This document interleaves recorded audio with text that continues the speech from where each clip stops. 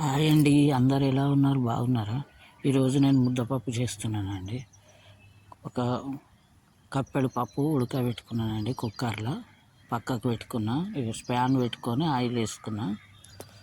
ఒక 3 విజిల్లు పెట్టుకోవాలండి. ఒక కప్పు పప్పు ముద్దపప్పుకు ఉడకబెట్టుకున్నట్టు నేను ఆయిల్ వేసుకున్న ఒక ఫ్యాన్లో వేసుకొని జీలకర్ర ఆవాలు పోపుకి వేసుకుంటున్నా. చూడండి,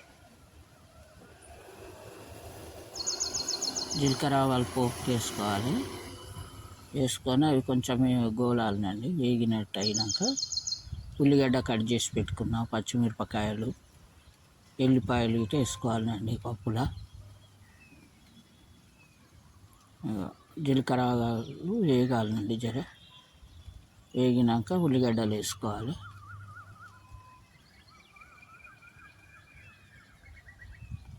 చాలా బాగుంటుందండి ముద్దపప్పు. కందిపప్పు అండి, కందిపప్పు ఉడకబెట్టి పెట్టిన. పెసరపప్పు గిట్ట ఉడకబెట్టుకోవచ్చు అండి. పెసరపప్పు గిట్ట మెత్తగా ఉడకబెట్టాలి. కందిపప్పు గిట్ట అయినా కానీ మెత్తగా ఉడకాలి. కందిపప్పు అయితే కుక్కర్లో పెట్టుకోవాలి. పెసరపప్పు అయితే బయటనే ఉడికిపోతుందండి. చాలా బాగుంటుందండి అది పెసరపప్పు గిట్ట.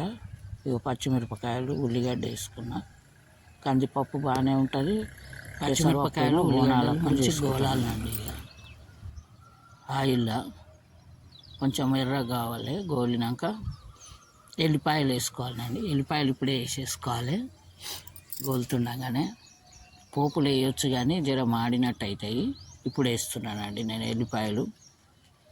ఇవి గోలుతప్పుడే ఎల్లిపాయలు వేసుకోవాలి.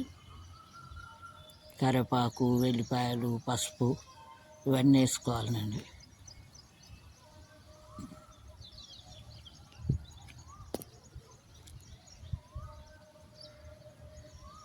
చిన్నపిల్లలైనా తినొచ్చు అండి. అది ముద్దపప్పు కారం ఉండదు కదా, ఎక్కువ కారం ఉండదండి.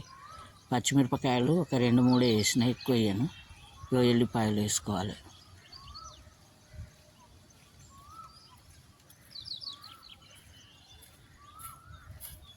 ఎల్లిపాయలు ఇట్లా కొంచెం గోలాలి, వేగినట్టు కావాలి. అందులో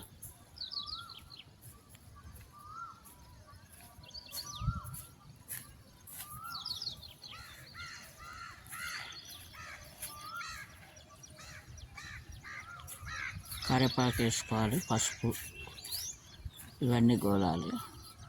మిస్ అయిందండి, పసుపు వేసేది కరివేపాకు వేసేది మిస్ అయినట్టుంది.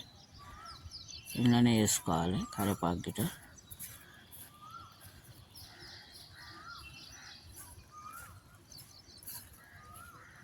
అది గోలింది చూడండి. ఇప్పుడు కందిపప్పు ఉడకబెట్టి పెట్టుకున్న పక్కకు వేసుకోవాలి. మెత్తగా ఉడకాలండి పప్పు.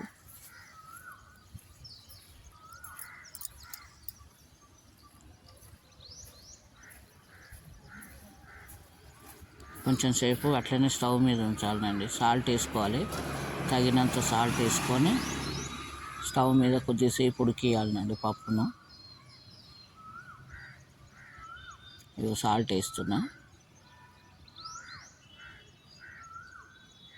ఇది ముద్దపప్పు అంటారండి.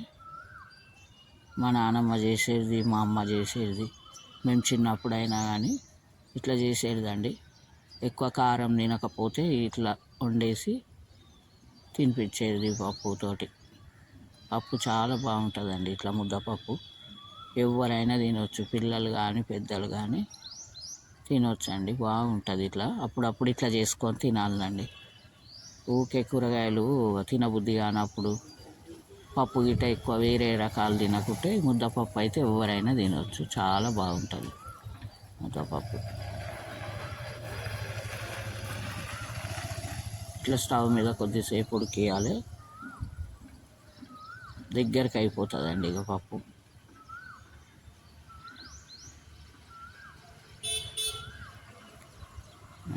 లాస్ట్లో కొత్తిమీర వేసి దించేసేయాలి.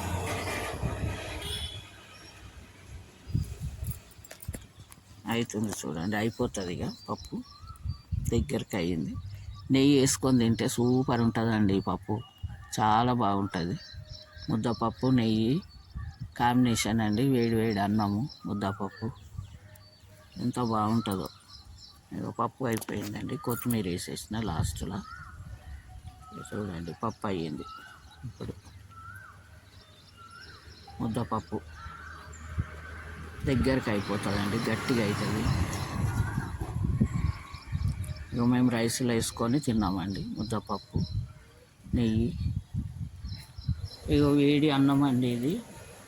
దోసకాయ కర్రీ, తెల్లగర్జల కర్రీ, ఇక ముద్దపప్పు. వేడి వేడి అన్నంలకు ముద్దపప్పు నెయ్యి వేసుకున్నానండి. మా ఆయనకి వేసిన, నేను పెట్టినట్టు. ఇక ముద్దపప్పు నెయ్యి వేసుకుంటే చాలా బాగుంటుందండి వేడి వేడి అన్నంలకు. చాలా వేడిగా ఉందండి అన్నం అది. మా ఆయనకు పెట్టినట్టు ఎవరికైనా మంచిది, ఇట్లా తింటే చాలా బలం అండి.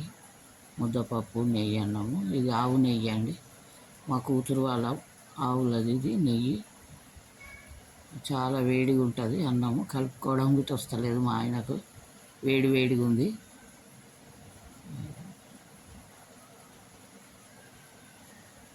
ఇట్లా చేసుకోండి మీరు ఇట్లా, చాలా బాగుంటుందండి. ఈజీ అండి ముద్దపప్పు అంటే, చాలా ఈజీగా అయిపోతుంది, చాలా బాగుంటుంది, ఈజీగా అయిపోతుంది. ఎవరైనా తినొచ్చు, చిన్నపిల్లలకు కానీ పెద్దోళ్ళకి కానీ చాలా మంచిదండి, బలము. ఇగో నేను నల్ల బియ్యం వండుకున్నా, ఎర్రగా అవుతుందండి అన్నం అది.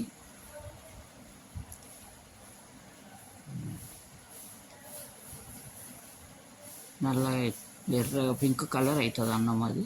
ఇక నేను అందులోకి వేసుకున్న ముద్దపప్పు నెయ్యి.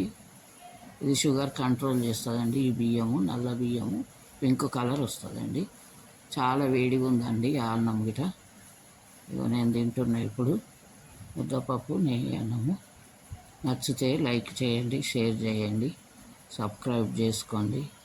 మీరు గిట చేసి చూడండి ఇట్లా. ముద్దపప్పు చాలా బాగుంటుందండి,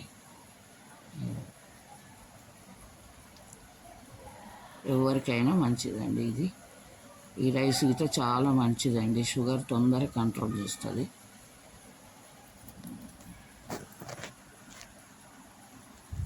ఇంట్లోకి వేసుకున్నా బాగుంటుందండి.